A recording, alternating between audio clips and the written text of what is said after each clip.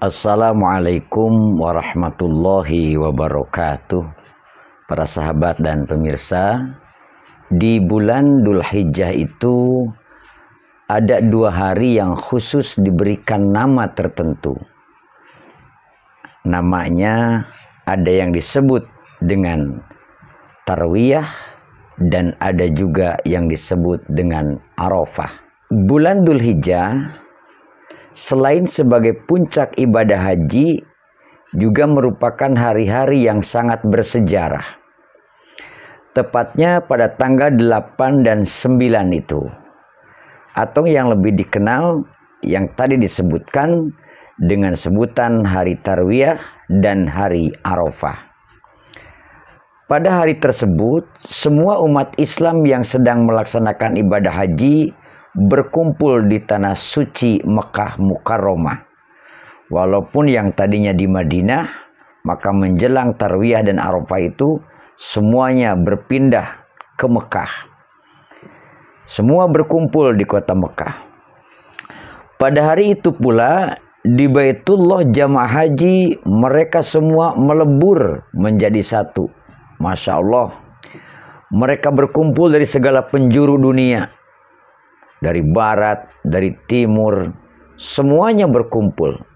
Mereka yang sedang memenuhi segala ketentuan haji berbondong-bondong untuk memulai ibadah haji pada hari-hari tersebut.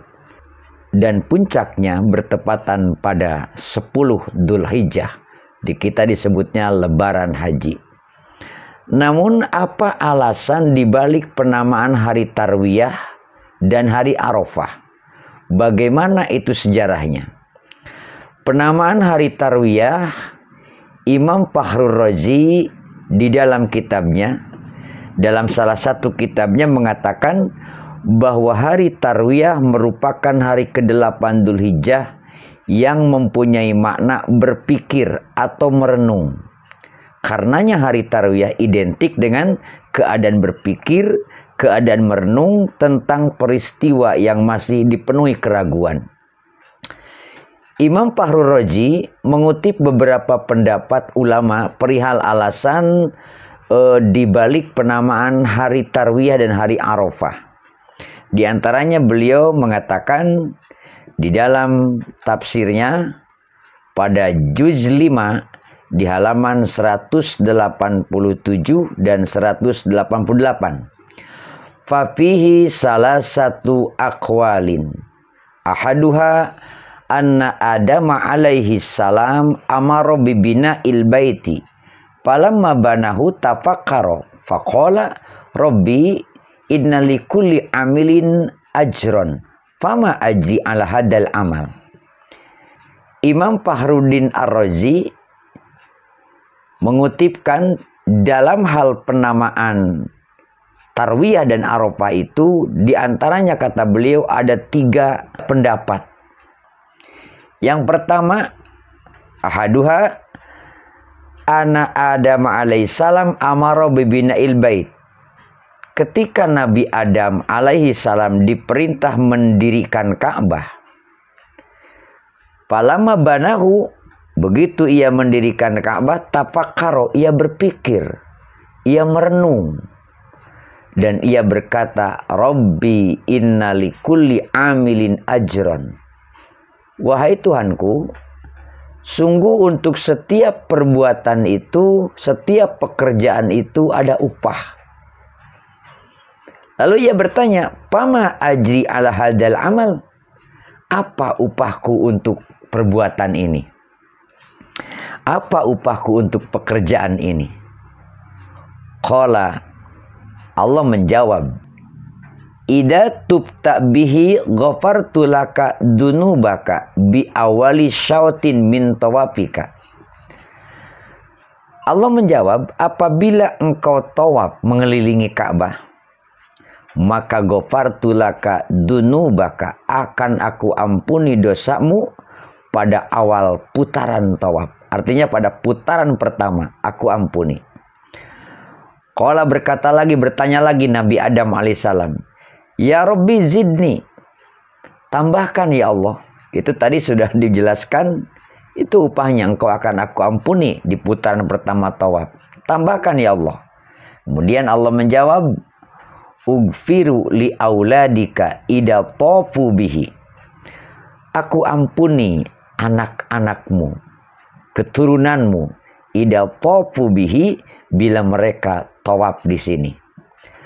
Qala, berkata Nabi Adam, zidni, masih minta lagi, tambahkan ya Allah. Tambahkan wahai Tuhanku. Qala ugfiru likulli man istaghfara lahu at-ta'ifuna min muwahhidi auladika. Qala hasbi ya Rabbi hasbi.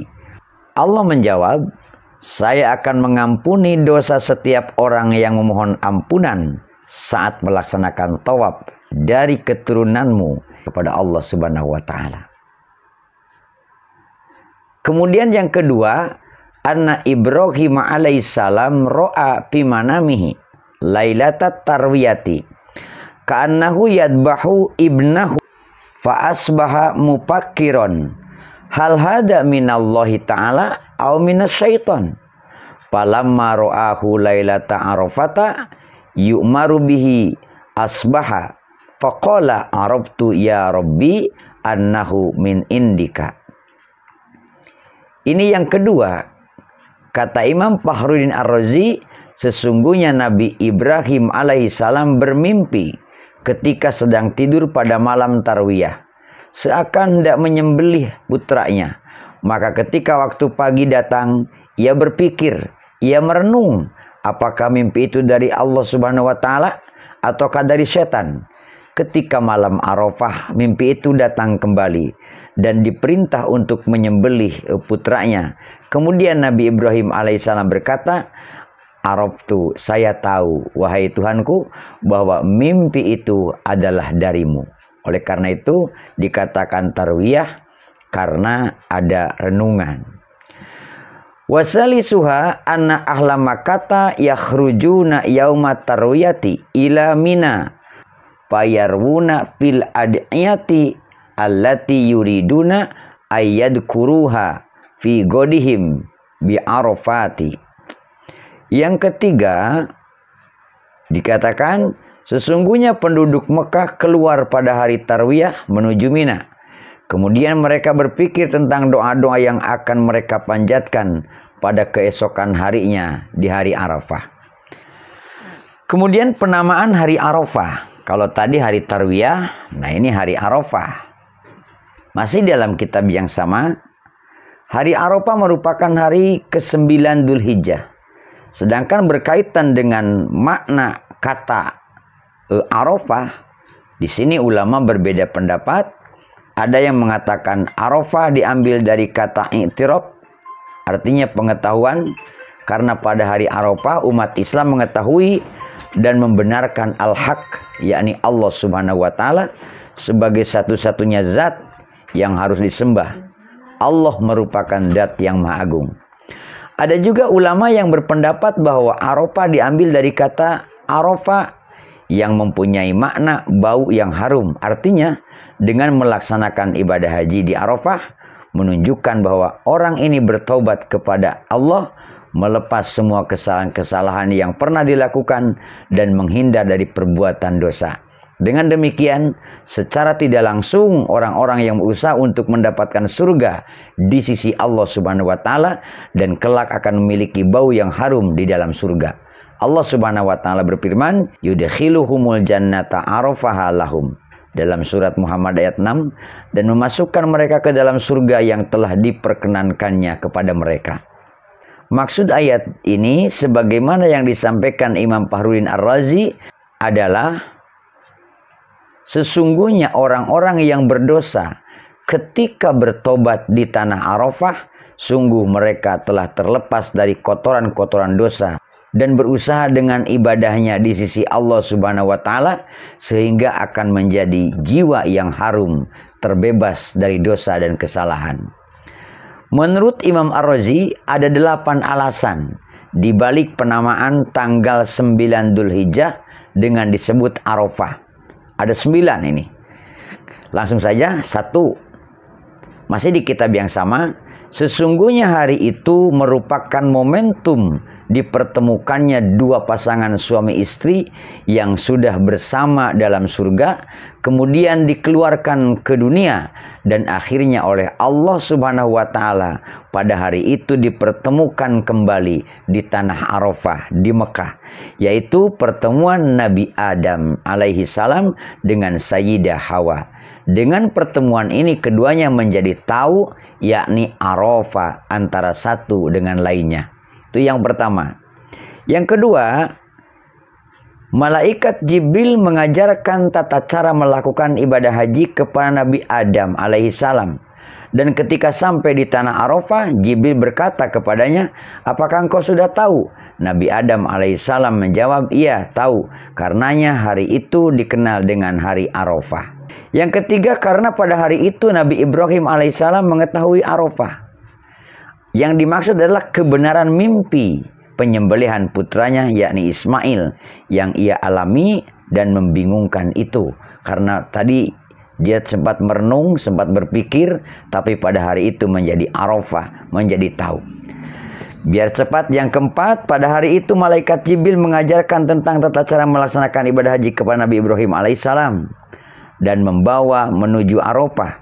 Sesampainya di sana, Jibril bertanya, "Apakah engkau tahu tentang cara tawaf dan di mana tawaf dilakukan?" Nabi Ibrahim alaihissalam menjawab, "Ya, araftu, aku tahu." Yang kelima, Nabi Ibrahim alaihissalam pergi menuju Syam dan meninggalkan anaknya, yakni Nabi Ismail alaihissalam, dan istrinya Sayyidah Hajar di Mekah. Ditinggalkan. Mereka tidak pernah bertemu selama beberapa tahun. Kemudian oleh Allah keduanya dipertemukan tepat pada hari Arafah. Keenam, disebabkan peristiwa mimpi Nabi Ibrahim alaihissalam untuk menyembelih putranya Nabi Ismail alaihissalam, sebagaimana yang telah dijelaskan tadi sebelumnya. Dan yang ketujuh, karena pada hari itu orang-orang yang sedang melakukan ibadah haji menamainya dengan kata Arafah ketika berhenti di tanah Arafah.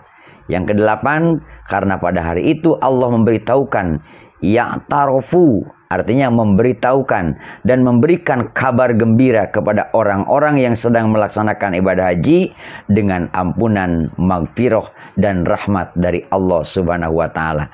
Demikian dalam tafsir Ar-Razi, tafsir Mafatihul Ghaib, juz 5 pada halaman 187 dan 188. Wallahu a'lam bishawab. Wassalamualaikum warahmatullahi wabarakatuh.